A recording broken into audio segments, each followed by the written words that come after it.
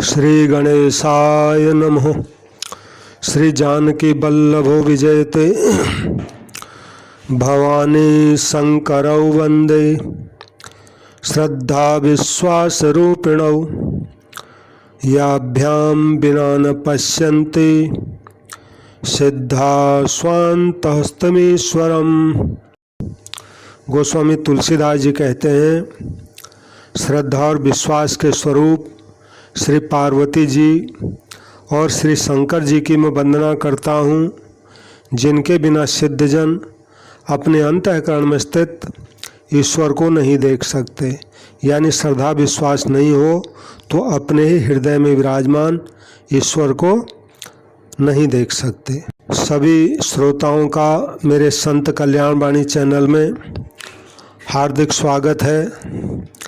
आज मैं गोस्वामी तुलसीदास जी द्वारा रचित दोहावली के कुछ दोहे आपके समक्ष रखूँगा। पहले जो है राम नाम जप की जो महिमा है, इसके संबंध में कुछ दोहे मैं आपके सामने रखूँगा।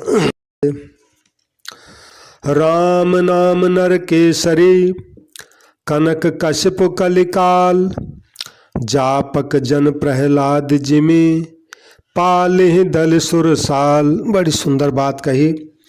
तुलसीदास जी कहते हैं, श्री राम नाम जो है इसको नरसिंह भगवान समझो और इस कलयुग को हिरण्यकश्यप समझो। और राम नाम का जप करने वाला जो भक्त है वो भक्त प्रहलाद जी के समान है, जिनकी वह राम नाम रूपी नरसिंह भगवान देवताओं को दुख देने वाले हिरण्यकश्यप को भक्ति के बाधक कलयुग को मारकर रक्षा करेगा। यानी राम नाम जपोगे तो कलयुग रूपी राक्षस को ये राम नाम ही मार देगा, और राम नाम जपने वाला भक्त है उस भक्त की रक्षा करेगा। यानी ये राम नाम दोनों काम करेगा। कलयुग का जो दुष्प्रभाव है उसको मार देगा और अच्छा रास्ता। राम नाम कलि काम तरु राम भगत सुरधेनु सकल सुमंगल मूल जगो गुरुपद पंकज रेनु। तुलसीदास जी कहते हैं, ये कलयुग चल रहा है। कलयुग में राम नाम मन चाहा फल देने वाला कल्प वृक्ष के समान है, और राम भक्ति मुँह मांगी वस्तु देने वाली कामधेनु के समान है। और श्री सद्गुरु जी के चरण कमलों की जो रज है, धूलि है, वो संसार में सब प्रकार के मंगलों की जड़ है। यानी कहने का मतलब है, राम नाम में प्रेम हो और प्रेम से राम भक्ति किया जाए और गुरु जी का आदर किया जाए तो इस कलयुग में भी मंगल ही मंगल है। ये मतलब राम नाम कलि काम तरु सकल सुमंगल कंद सुमिरत कर तल सिद्धि सब पग पग परमानंद। तुलसीदास जी कहते हैं, श्री राम नाम का कलयुग, श्री राम का नाम कलयुग में कल्प वृक्ष के समान है, और सब प्रकार के श्रेष्ठ से श्रेष्ठ मंगलों का परम सार है।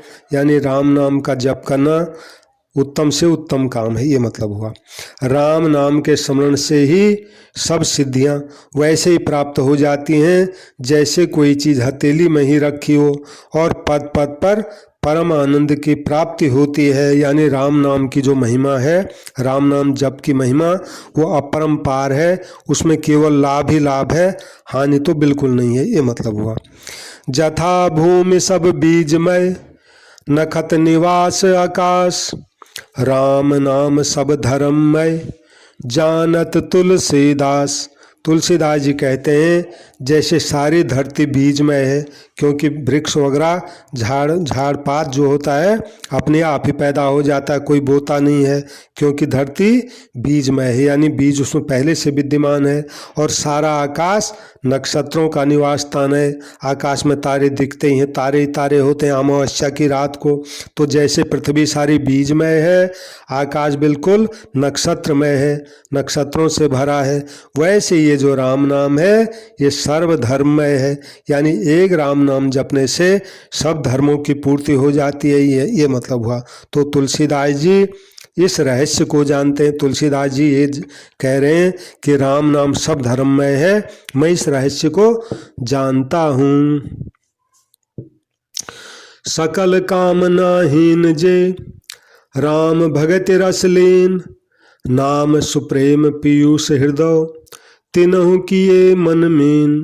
तुलसीदास जी कहते हैं जो समस्त भोग और मोक्ष की भी कामनाओं से रहित हैं और श्री राम जी के भक्ति के रस में डूबे हुए हैं, उन नारद वशिष्ठ वाल्मीकि व्यास आदि महात्माओं ने भी राम नाम के सुंदर प्रेम रूपी अमृत सरोवर में अपने मन को मछली बना रखा है।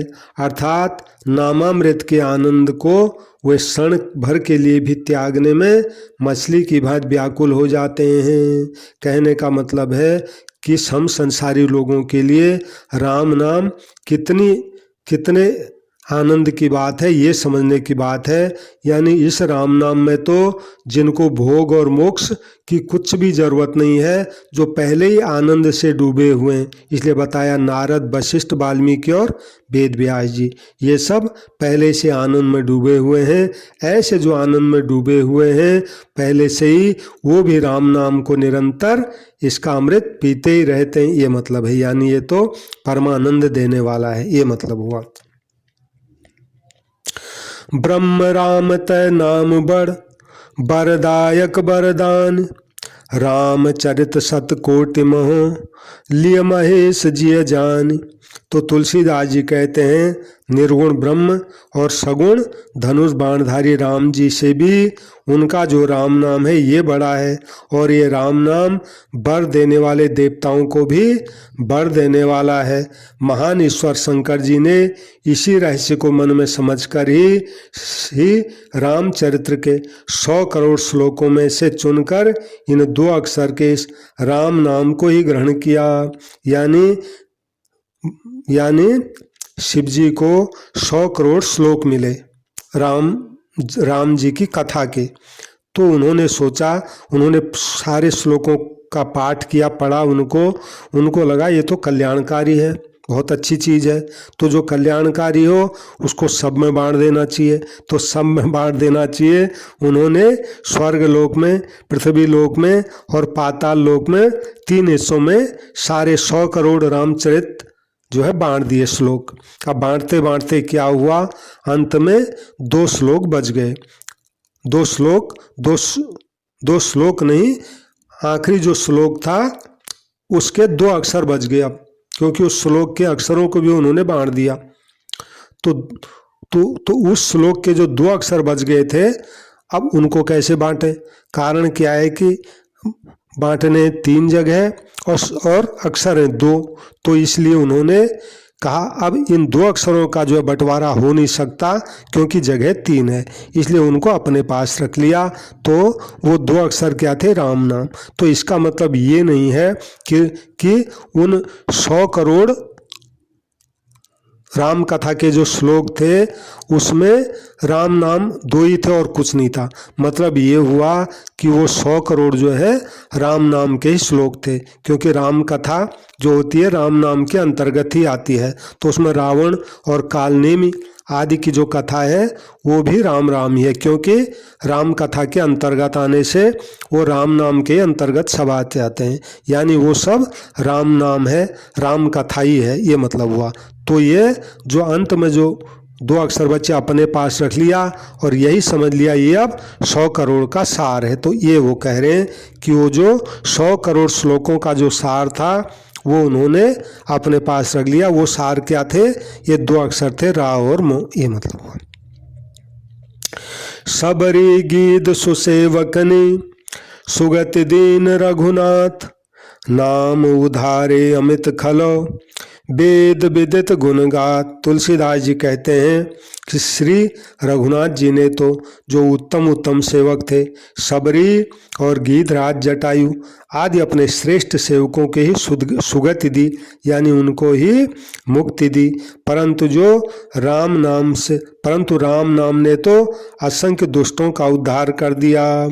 यानी राम जी जब खुद आए, उन्होंने जो गिनती के जो अच्छे अच्छे सेवक थे उनको ही मुक्ति दी, और जो उनका राम नाम है वो तो महाराज उद्धार करता जा रहा है, करता जा रहा है, करता जा रहा है।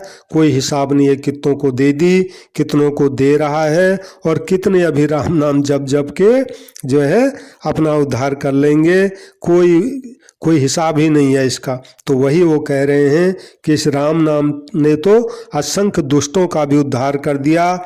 राम नाम की यह गुणगाथा वेदों में प्रसिद्ध है। तुलसीदास जी कहते हैं मैं ये कह रहा हूँ ये बात नहीं है, राम नाम की ये महिमा तो वेदों में भरी पड़ी है।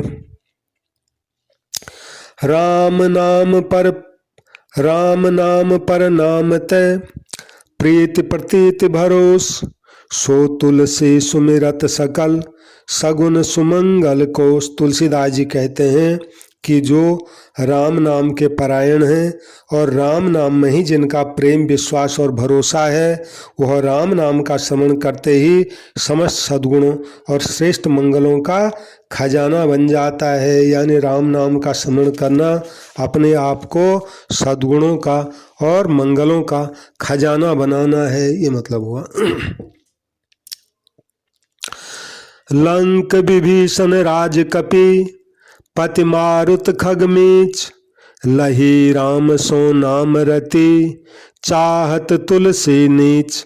तुलसीदास जी कहते हैं कि भगवान श्री राम जी से विभीषण जी ने तो लंका पाई, और सुग्रीव ने राज्य प्राप्त किया, और हनुमान जी ने सेवक की पदवी पाई और प्रतिष्ठा पाई, और पक्षी जटायु ने देव दुर्लभ उत्तम मृत्यु पाई। जैसे सुंदर मृत्यु आज तक इस संसार में जटायु यानी गिद्ध की हुई है, वैसी मृत्यु तो दशरथ जी की भी नहीं हुई जो भगवान के पिताजी थे, क्योंकि इस पक्षी ने भगवान राम जी की गोद में शरीर छोड़ा। गजब है नहीं?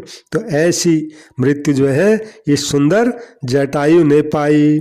परंतु नीच तुलसीदास जी ने तो उस प्रभु श्री राम जी से केवल राम नाम में प्रेम ही चाहता है। यानी तुलसीदास जी का मतलब ये है, महाराज मैं आपसे विभीषण जी की तरह लंका का राज्य नहीं चाहता, और सुग्रीव की तरह भी किष्किंधा का राज्य नहीं चाहता, और हनुमान जी की तरह मैं सेवक बन जाऊं ये भी मैं नहीं चाहता, और पक्षी जटायु की तरह महाराज मेरी मृत्यु आपकी गोद में हो ये भी मैं नहीं चाहता। मैं तो महाराज इतना ही चाहता हूँ, मुझ पर ऐसी कृपा करो कि महाराज आपका जो राम नाम है, इस राम नाम में मेरा प्रेम हो जाए। आपका राम नाम प्रेम और आनंद में भाव विभोर होकर मैं लेता ही रहूं, ये चाहता हूं। हरन अमंगल अघ अखिल करन सकल कल्याण, राम नाम नित कहत हर गावत वेद पुराण। तुलसीदास जी कहते हैं ये जो राम नाम है ये सब अमंगलों और पापों को हरने वाला है तथा सब कल्याणों का करने वाला है।